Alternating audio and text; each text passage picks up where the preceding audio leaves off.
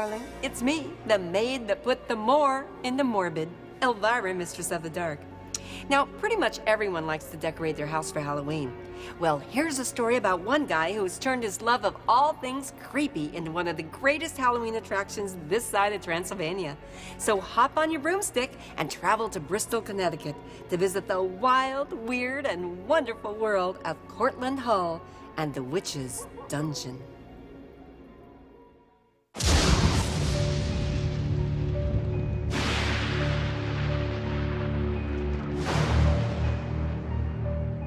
For almost 40 Halloweens, New Englanders have been lining up for an extra special treat. That's when artist Cortlandt Hall opens up his virtual gallery of life-sized ghouls. The Witch's Dungeon Classic Movie Museum, located in Bristol, Connecticut. Welcome, poor mortal, to this witch's dungeon of nightmares. Beware, and gather up all your courage, for we are about to begin.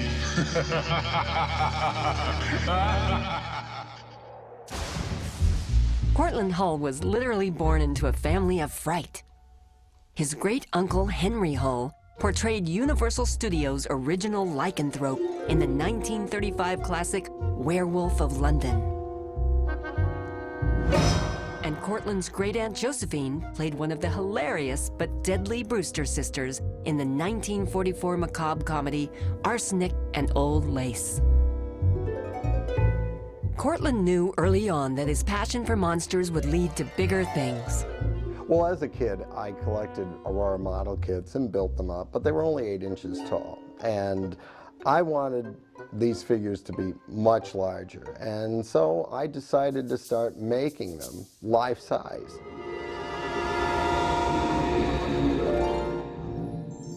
Along with his fascination with horror movies, Cortlandt developed a talent for art and sculpting, and soon the young monster maker combined his 2 obsessions into one horrific concept. The Witch's Dungeon opened its doors for the first time in October 1966. These home movies show this monsterific museum in its early years. I wanted at least a dozen or more of the classic movie monsters, and these were based on Boris Karloff, Lon Chaney, Vincent Price, Bela Lugosi, and in the early days I used the Don Post masks because my sculpting abilities needed a little work at that time. And then we had Zenobia the Gypsy Witch, which was my own creation, and I wanted the building named after her. That's why we name it the Witch's Dungeon. Even Cortlandt's parents, Dorothea and Robert, got involved in the act. When I started this, I was only 13, so I needed the help of my mom and dad to really make this come to life. And my mom was terrific at doing costume design. She had done it professionally, and then my dad and I built the building itself. And we wanted it designed to look something like a Swiss chalet, sort of a building that a witch would live in. As Cortlandt grew, so did his desire to constantly update his yearly Halloween haunt. Over the years, he befriended Hollywood's most sought-after makeup artists, among them Academy Award winners John Chambers and Dick Smith. Thanks in part to their artistic advice, Hull's terrifying tribute to Hollywood's greatest horrors has become the longest-running Halloween exhibit in the country. But makeup masters weren't the only Hollywood luminaries who helped Cortlandt refine his piece of haunted Americana. June Foray provides the voice of Zenobia the Gypsy Witch. You've heard her work in Rocky the Flying Squirrel, as Granny in the Tweety and Sylvester cartoons, and June finally gave Zenobia her voice. Mark Hamill has done an introduction just before you enter the Witch's Dungeon. Vincent Price, who was a great friend for many years, right up until the time he passed away, he did the opening and closing dialogue. And then John Agar did a great recording for us of the Mole People. Cortlandt has also received great support and encouragement from the heirs of the legendary horror actors he showcases in his exhibit. Over the years, we've been very fortunate to have a number of celebrities greet people to the Witch's Dungeon, and it's a thrill for anybody to be able to see Ron Chaney, Bela Lugosi Jr., and probably one of our strongest supporters, Sarah Karloff. Oh, my father would have admired the talent and creativity that Cortlandt has put into the Witch's Dungeon, and it's a marvelous tribute to the classic movie Monsters. Now, while Cortlandt controls the mayhem from his cramped attic workspace, prepare yourself for your own private tour of the Witch's Dungeon Classic Movie Museum. Happy Halloween to all you brave souls. This is Mark Hamill, welcoming you to this chamber of horrors known as Witch's Dungeon. Welcome to all you ghosts and ghouls. This is your hostess of the Witch's Dungeon Horror Museum, Zenobia, the Gypsy Witch. I'm stirring up a bubbling cauldron of witch's brew, just for you, dearie.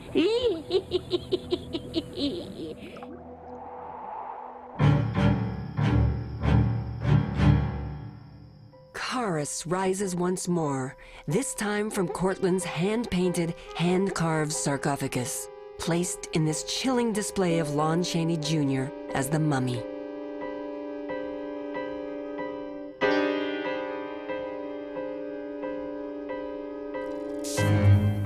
And be afraid, be very afraid, of Cortlandt's life-size likeness of David Hedison as the Fly, surrounded by electronic lab equipment designed by Hull himself.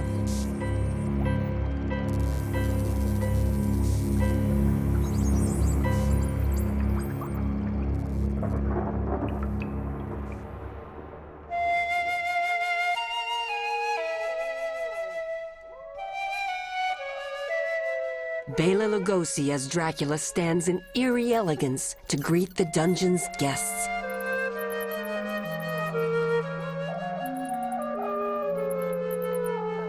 The Count's ring is an exact replica of the one Bela wore in Abbott and Costello Meet Frankenstein.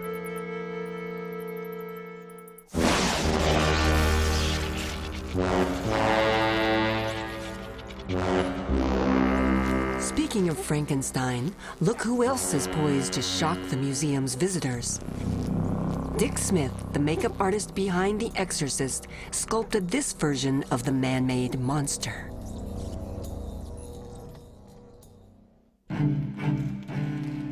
The Mole People, or beasts of the dark, are a lost civilization of incredibly powerful creatures.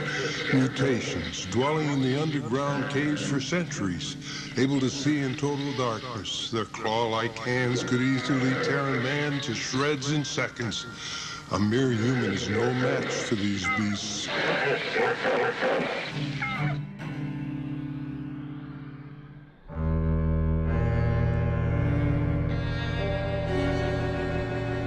Adorned in the actual formal suit worn by Vincent Price, Professor Henry Jared stands ready to claim his next victim in this display of House of Wax.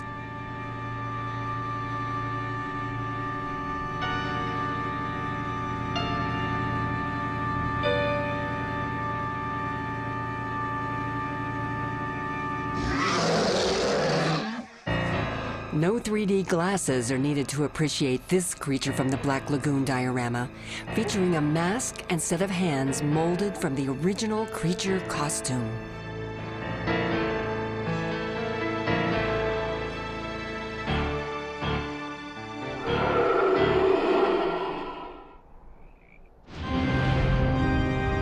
Lon Chaney strikes a terrifying pose as the Phantom of the Opera. With mask in hand, the obsessed Parisian freak pines for his beloved soprano songstress, Christine.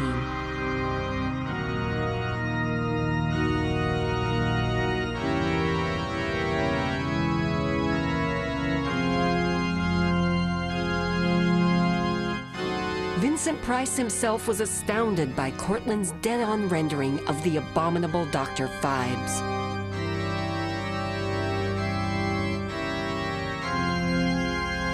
Hull even concocted his own prop Victrola to accompany Price's skull-headed maniac.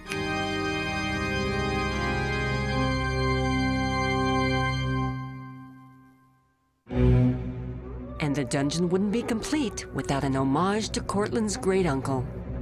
Henry Hull looms in the night as the werewolf of London, clutching the only known cure for his affliction, a Mariphasa blossom.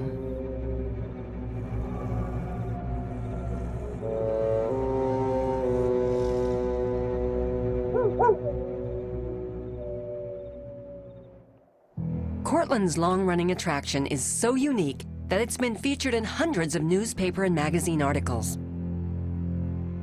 And it's true, the dungeon has even appeared in the pages of Ripley's Believe It or Not. However, the dungeon's keeper has no desire to rest on his laurels. In fact, Hull's plans for the future would move his monsters from the dungeon right into this castle. The room we're in here is from the Belle Eden Gardens mansion, and we are hoping to acquire this building for the future of the Silver Screen Movie Museum and Archive, which will highlight all the arts involved in movie making. The mansion itself just has a feeling like you've stepped into a movie set. It's something that takes you into another world, and hopefully it will be the world of movies. But until then, the original terrifying treat is open every Halloween for those monster lovers lucky enough to live nearby. My family and I, we never thought it would become as popular as what it has to this day. And it is great fun to be able to see these people that have come one generation after another to see it. So until we meet again, good night and pleasant dreams.